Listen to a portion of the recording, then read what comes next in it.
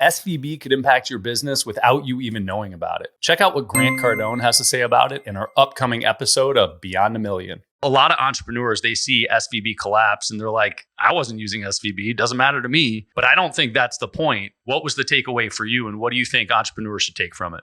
You guys should have multiple banking relationships. You should not be saving money. Money needs to get invested, and it needs to get invested in something, because that's what the bank was doing with it. Basically, what happened was the bank was taking deposits and putting it in 10-year treasury bills. And when the 10-year treasury bill collapsed, the value of that 10-year treasury, unless it's kept till duration, cannot deliver on a withdrawal. The reason to start a business, for most people, it's some passion that people have to like, I want to help, I want to change the world, but you need money. If the business can't stay in business, it can't fulfill whatever the mission is. And I think too many founders and owners and CEOs forget that you need money, and you need lots of money, and you need to not lose money. I would just suggest to everybody, and I've been saying this for years before these bank collapses, this will not be the last, by the way. There's going to be many, many more bank collapses. Many banks are in trouble. We cannot possibly fund all the money that we have. The FDIC, for instance, the Federal Deposits Insured Corp, it can only cover 1.3% of all the deposits in America. And then you're like, oh, it's the good faith of the U.S. government. Okay, great. Well, we all know what that means.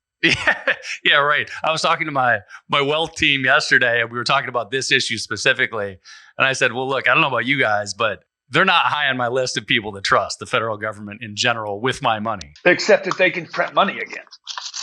Sure. So what does that mean? And they will print money again. They're going to have to print money again. We're all hearing about inflation. You started hearing about inflation when the COVID story ended. It went like this: Afghanistan, COVID, Ukraine. That story's wearing off. Nobody wants to hear it. So they moved to inflation. Now the inflation story's wearing off, and now you're going to hear about a bank. Like, they're just moving your attention units. Get money. You got to keep your eye on the ball. What is the target for you and your company while everybody else gets distracted?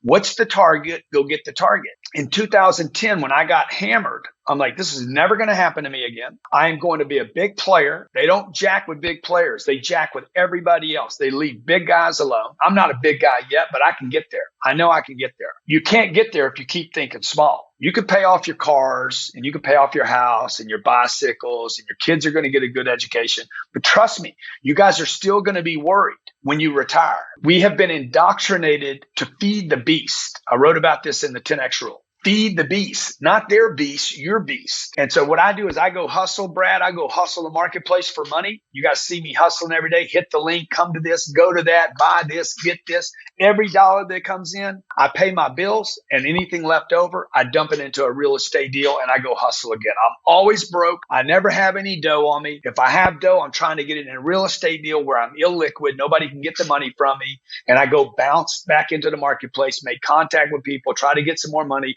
bury it in a real estate deal, and cross my fingers and hope that 10 years from now, the rents go up on that building. Beyond the SVB collapse, there are tons of things that we need to know as entrepreneurs about stabilizing financials, sales, marketing, operations, technology, and taxation. The Beyond a Million podcast talks about all of that, where we interview 8, 9, and 10-figure entrepreneurs. You should check it out on YouTube or your favorite podcast network and subscribe today.